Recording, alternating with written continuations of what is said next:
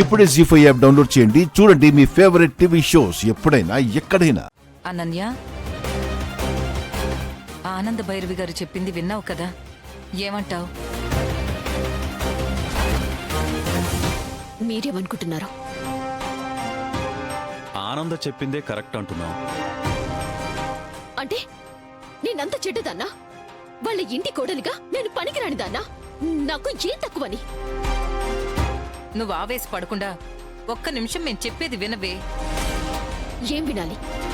అరే వినమంటున్నాం కదా. చెప్పు. మీ నాన్న నీకు పెళ్లి సంబంధాలు చూస్తాను అనగానే నువ్వు ఒక పెద్ద లిస్టు చెప్పావు, నీకు గుర్తుందా?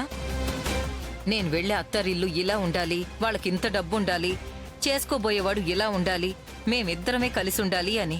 అది కేవలం లిస్ట్ కాదు, నా నిర్ణయం. నాకు అలాగే ఉండాలి. కానీ ఆనంద భైరవి వాళ్ళింట్లో అలా ఉండదమ్మా. ఎందుకంటే వాళ్ళది ఉమ్మడి కుటుంబం.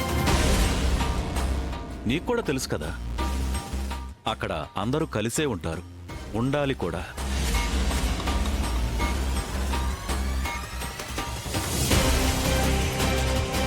వాళ్ళని ఉండమనండి. దర్శన్ని పెళ్లి చేసుకుని మేం బయటికి వెళ్ళిపోతాం. నిన్ను బయటికి పంపిస్తారు కానీ ఆ కుటుంబాన్ని వదులుకుని ఇంట్లో వాళ్ళెవ్వరూ విడిపోయి బయటకు రారే. అది వాళ్ళ ఫ్యామిలీలో వాళ్ళ మధ్య ఉన్న బాండింగ్ అలాంటిది. అది పక్కన పెట్టమ్మా. ఇంకొక సింపుల్ విషయం చెప్తాను విను. ఏదైనా ఫంక్షన్ అయినా పండగైనా ఆ ఇంట్లో వాళ్ళందరూ ఒకే రకమైన బట్టలు కట్టుకుంటారు. నువ్వు అలా కట్టుకోగలవా?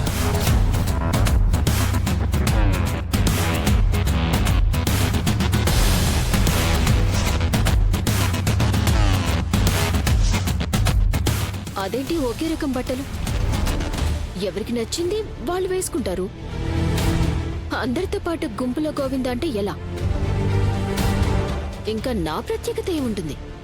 కానీ ఆ ఇంటికి వెళితే అలాగే ఉండాలి. ఆనంద భైరవి ఆ ఇంట్లో ఏం చెప్తే అదే జరుగుతుంది.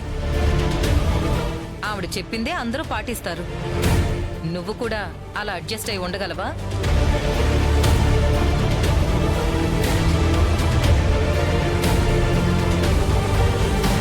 పెళ్ళంటే జీవితాన్ని పంచుకోవడం. షాపింగ్కి వెళ్ళి బట్టలు కొనుక్కోవడం లాంటిది కాదు కదమ్మా. బట్టలైతే ఒకప్పుడు మనం ఇష్టపడి కొనుక్కున్నా నచ్చకపోతే తీసి పక్కన పెట్టేయొచ్చు. కానీ పెళ్లి చేసుకుంటే అలా కుదరదు కదమ్మా. ఇవన్నీ మేము నిన్ను కన్విన్స్ చేయడానికి చెప్పట్లేదే. నీ మనస్తత్వం ఏంటో మాకు తెలుసు కదా. నువ్వు ఎలాంటి జీవితం కోరుకుంటున్నావో మాకు తెలుసు. ఈ సంబంధం చేసుకుంటే నువ్వు కోరుకుంటున్నట్టు బతకలేక ఇబ్బంది పడతావని చెప్తున్నావు. నువ్వు ఇబ్బంది పడితే నీకంటే ఎక్కువగా బాధపడేది మేమే కాబట్టి చెప్తున్నాం. ఒకసారి నువ్వే ఆలోచించుకో, నీకే తెలుస్తుంది ఈ పెళ్లి నీకు కరెక్టా, ఆ ఇల్లు నీకు కరెక్టా అని.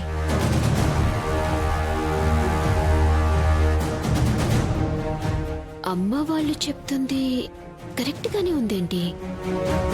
ఇంట్లో ఆవిడ చెప్పినట్టు ఉండాలా? అదెలా కుదిరితే? ఫ్రీడమ్ ఉండదా?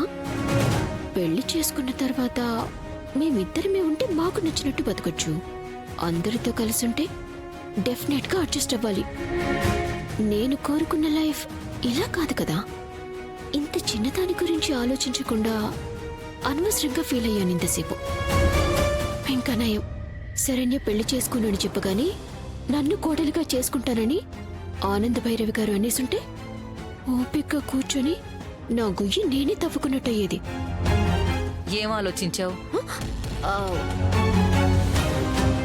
అరే, ఆలోచించడానికి ఒక నిమిషం కూడా టైం ఇవ్వరా?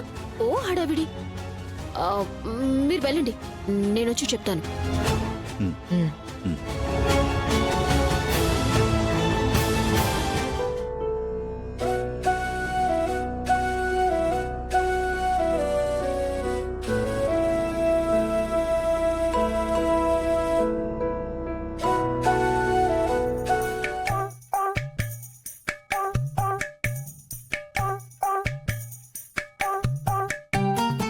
చూస్తుంటే ఏం తెలీదు కానీ పని చేస్తే మాత్రం బెండు పడిపోతుంది.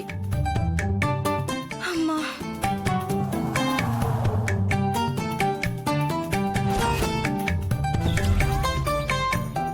ఏంటి కూర్చున్నావు?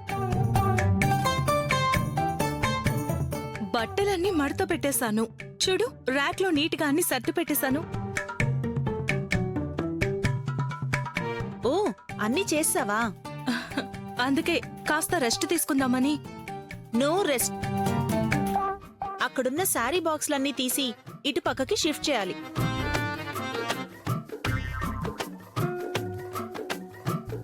అవన్నీనా? ఏ, నీ వల్ల కాదా? అయితే వెళ్ళి మేడంకి చెప్పమంటావా? మాట్లాడితే మేడంకి చెప్పమంటావా? ఈ డైలాగ్ దీనికి కామన్ అయిపోయింది. చెప్తానే, ఇప్పుడు కాదు. ఈ ఇంటికి కోడలైన తర్వాత ఖచ్చితంగా నీ మీద ఫోకస్ పెడతా. ఏంటి ఆలోచిస్తున్నావు? ఆ? అదేం లేదు. విడివిడిగా తీసుకువెళ్లాలా, ఒకేసారి తీసుకువెళ్లాలా అని ఆలోచిస్తున్నాను. నువ్వేమైనా బాహుబలివా? అన్నీ ఒకేసారి మోసుకెళ్ళిపోవడానికి? పిట్టలా ఉన్నావు. ఆ? పిట్టలాగా? అంత బరువు ఒకేసారి లేపితే ఏ నడుమో విరిగిందనుకో, మళ్ళీ మా మేడంకే హాస్పిటల్ బిల్లు ఖర్చు. అలాగే మేడం, తమరు దయచేస్తే నేను షిఫ్ట్ చేస్తా. హ్మ్.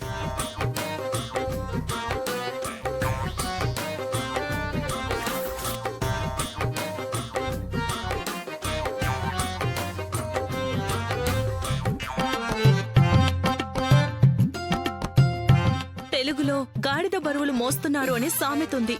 అది ఇదే అనుకుంటా.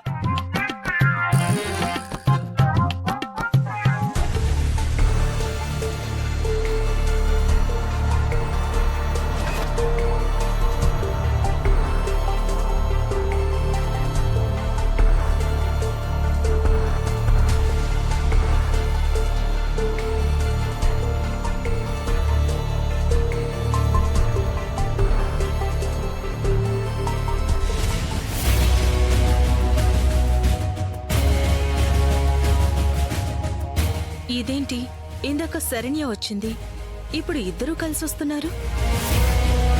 Hi madam. హాయ్. దర్శన్ గారు పైన మీటింగ్ లో ఉన్నారు. వీళ్ళెందుకొచ్చారు? పద. ఏయ్, అటెక్కడికి వెళ్తున్నావు? ఆ, ఆ బాక్స్లన్నీ ఇక్కడ పెట్టేశాను. ఇంకా అటువైపు కూడా ఉన్నాయి కదా, అవి కూడా తీసుకొచ్చి పెడదామని. అవునా? గుడ్ గుడ్ గుడ్, వెళ్ళు. మ్.